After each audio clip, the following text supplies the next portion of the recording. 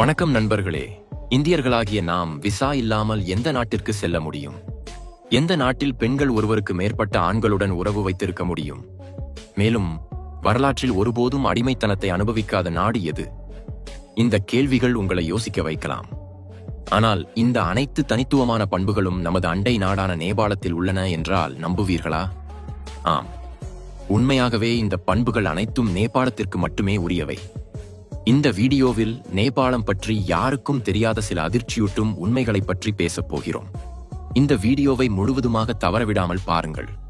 இது தகவல் நிறைந்ததாக இருந்தால் ஒரு லைக் செய்யுங்கள், ஷேர் செய்யுங்கள், ஒரு கமெண்ட் போடுங்கள். மேலும் இது போன்ற வீடியோக்களை பார்க்க எங்கள் சேனலை சப்ஸ்கிரைப் செய்யுங்கள். பக்கத்தில் உள்ள பெல் ஐகானை அழுத்துங்கள். இந்தியாவுடன் எல்லையை பகிர்ந்து கொள்ளும் நேபாளம் இயற்கையின் அழகிய காட்சிகளுக்கு புகலிடம். இந்த நாடு கடவுள்களின் வீடு என்று அழைக்கப்படுகிறது.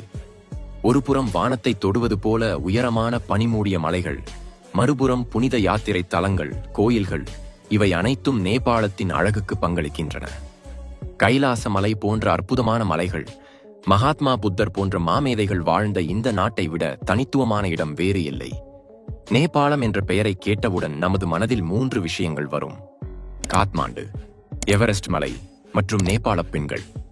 இதில் ஆச்சரியம் இல்லை, ஏனெனில் 90% இந்தியர்கள் நேபாளத்தை இந்த 3 காரணங்களுக்காகவே அடையாளம் காண்கின்றனர். ஆனால் நேபாளம் இவற்றோடு மட்டும் நின்றுவிடவில்லை.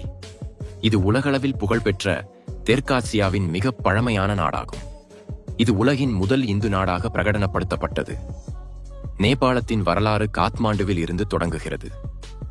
நேபாளம் என்ற பெயர் காத்மாண்டுவை உருவாக்கிய நேவ் என்ற முனிவரின் பேரில் இருந்து வந்தது. இந்த நாட்டை பல அரசர்கள் ஆண்டிருக்கின்றனர்.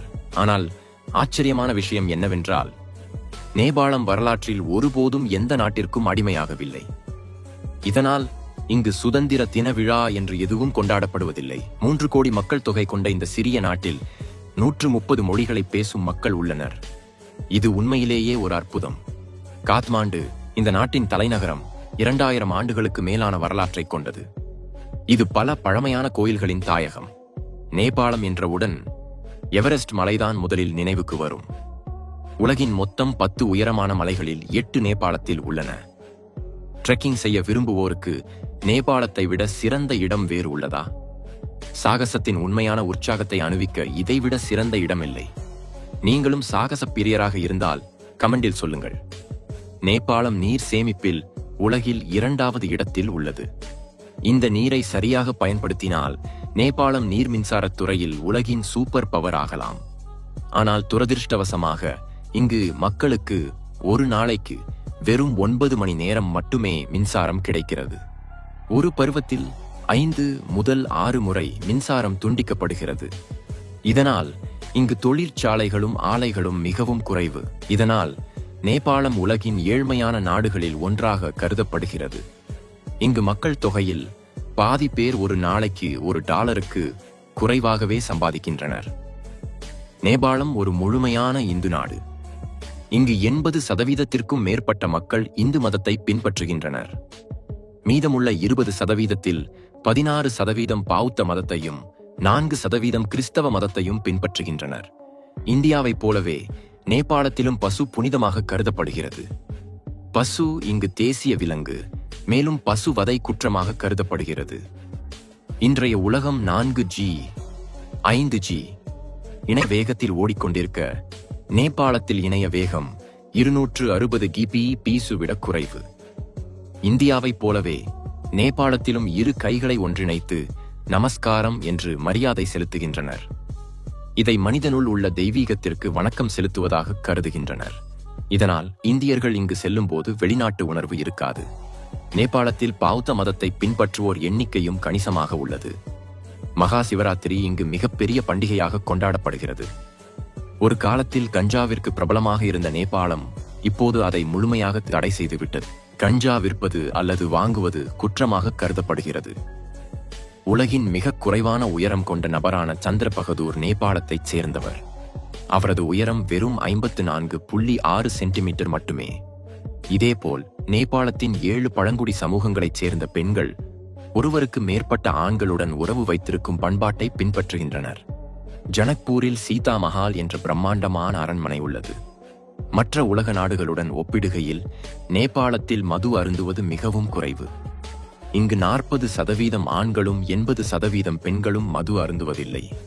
நேபாள மக்களுக்கு பதிவுகள் உருவாக்குவது மிகவும் பிடித்தமானது.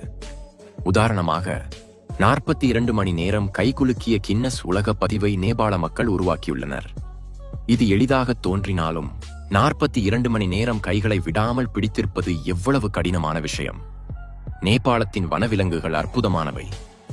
இதை ஆசியாவின் அமேசான் என்றும் அழைக்கின்றனர். நூற்றுக்கணக்கான வண்ணத்துப் பூச்சிகள், பனிச்சிறுத்தை, செம்மறையாடு போன்றவை இங்கு காணப்படுகின்றன.